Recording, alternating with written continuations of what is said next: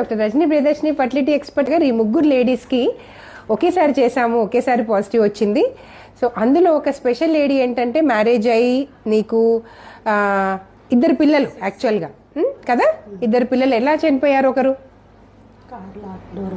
Car lock door పడి చనిపోయిందంట పాప, 3 years పాప.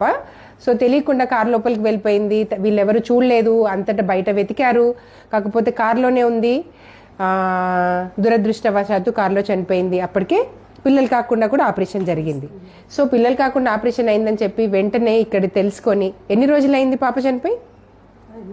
5 months అయింది. నా దగ్గరకు వచ్చింది. మరి ఆల్టర్నేటివ్ ఏంటంటే ఆప్షన్ ఇచ్చాను, ఐవీఎఫ్ అయితే బాగుంటుందమ్మా, మరి పిల్లలు అవ్వడానికి అవకాశాలు ఉంటాయి, కాకపోతే బాబు పాప ఎవరైనా రావచ్చు అని చెప్పాను.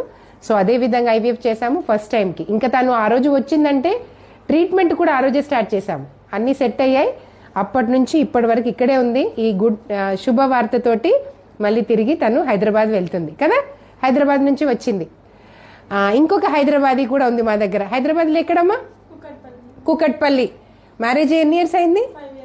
5 years అయింది. కూకట్పల్లి నుంచి వచ్చింది. చక్కగా ఫస్ట్ అటెంప్ట్, ఫస్ట్ టైమా? Very good. మీదమ్మా? గోదావరి ఖని. ఇక్కడే గోదావరి ఖని నుంచి వచ్చింది. మ్యారేజ్ అయ్యి 6 years వీళ్ళందరికీ అయింది. హ్యాపీనా? హ్యాపీ హ్యాపీ చల్.